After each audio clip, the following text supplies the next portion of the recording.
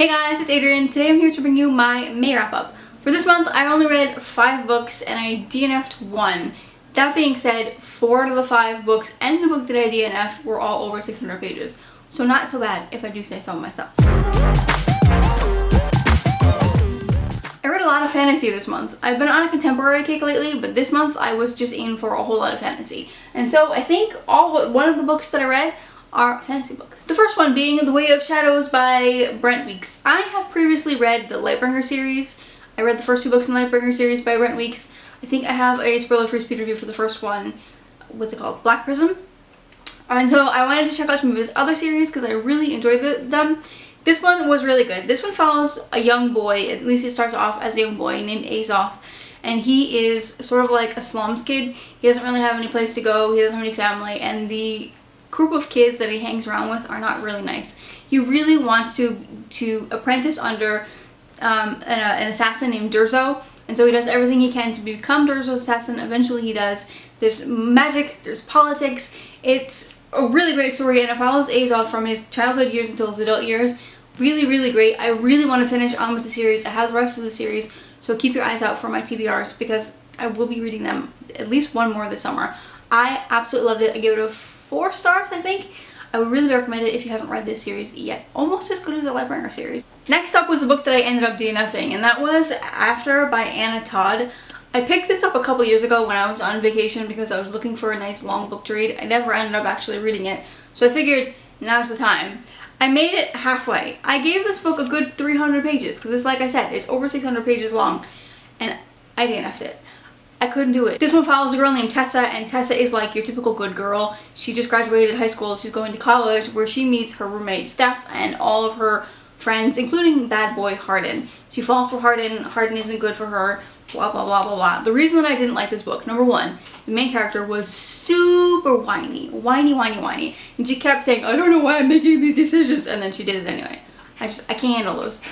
Second of all, she cheated on her boyfriend, more or less. Actually, well, not more or less, she just did, and that's just not okay. Like, major turn off for me. Can't do it. So I DNF'd it. If I had finished it, I would have given it a 1 star. So this will definitely be going on my worst books of 2020 list.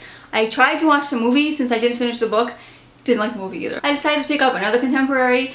I read The Worst Best Man by Mia Sosa. I did this one on audiobook. I heard about this from Heather from Bookables, and it sounded interesting to me. It's about a girl who is a wedding planner, but she was stood up a couple years ago by her fiance at her own wedding, and apparently it was her fiance's brother's fault, who was also the best man in the wedding. 3 years later, she has a job opportunity to be the wedding coordinator for a very prestigious hotel, and her ex-fiance and his brother are doing the marketing. So she has to work together with them. Romance ensues. Hate to love romance. I like hate to love romance, and I do like wedding planning books. I am a huge planner, and I've always wanted to be a wedding planner. So I really enjoyed this one. I did like it. I gave it a 4 stars. I would recommend it if you like these kind of books. If you're not a huge wedding book, maybe it might be a little cliche, a little cheesy for you, but I personally enjoyed it. Next up, another giant book. I read House of Earth and Blood by Sarah J. Maas. This one I started actually in March, and I finished in May. I counted it as May because I read at least 3/4 of it in the month of May. I couldn't really get into it when I first got started.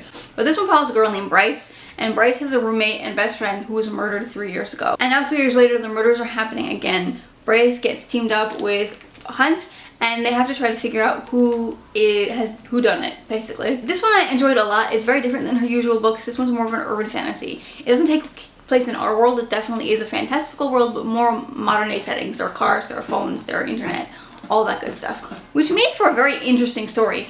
I will say though, this book was really tough to get into. The first 200 pages, I just couldn't hold my interest, and I thought a lot of the other parts were quite wordy. This book could have easily been 100 pages shorter, and I think it would have been just fine, but I did enjoy the story very much. It was a great story. Sarah J. Maas is a killer for slow-burning romances, and I love her fantasy books. I will definitely be continuing on with the rest of the series. I did enjoy it, just not as much as everybody else seemed to, but it was pretty good. 4 stars. Next up is Tied by Holly Black. I was in a fae fantasy kick, so I decided to pick up another fae fantasy, because who better to read than Holly Black when it comes to fairies? This one follows a girl named Kay, and Kay grew up in a small town in New Jersey where she was always able to see these fairies. Also, every now and then magical things are happening, and She moved to Philadelphia with her mom, but something happened, and so she ends up back in New Jersey, where she's trying to figure out this world, this Fae world. She meets this mysterious knight named Reuben, and there's this whole political plot underway between the Seelie Court and the Unseelie Court and the Solitary Fae. So she's trying to navigate her way through that. I don't want to tell you too much more because it's not a huge story, and I don't want to give away too much. This was not my favorite Holly Black book. What I did like about this is it was very early to mid 90s, which was very reminiscent of my childhood, to give you an indication about how old I am. But it just didn't sit well with me. It wasn't a bad book per se, I just didn't enjoy it. It didn't hold my interest. I kept not wanting to pick it up and read it again. And because of that, I only give it a 2.75, which really saddens me because generally speaking, I really love Holly Black's book. But these are not my favorites, unfortunately. Next up, on the very last day of May, I finished Wise Man's Fear by Patrick Rothfuss. I'm not going to go into great detail about this book, obviously, because it's the second book to a series, and most everybody has at least heard of The Name of the Wind. Obviously, like the first book, I gave this one a 5 stars. If you have not yet read a Patrick Rothfuss book, I would recommend you do so because they are so worth it. They're very, very long, but so worth it. What I really love about these books is that they're slow burning, and for me, that's very surprising. I don't generally like slow burning, character driven books, but this one is just great because it's a story within a story, and that really holds your interest.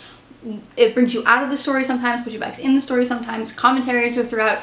I really enjoyed it. It's a fantastic adventure book, and I cannot wait for the third one to come out. I know probably I'll be waiting for a while, but some books are worth waiting for. Those are all the books that I read in the month of May. Let me know down below, what was your favorite book that you read this month? If you enjoyed this video, give it a big thumbs up. If you have not yet, I'd love for you to subscribe. Thanks for watching, and see you next time. Bye.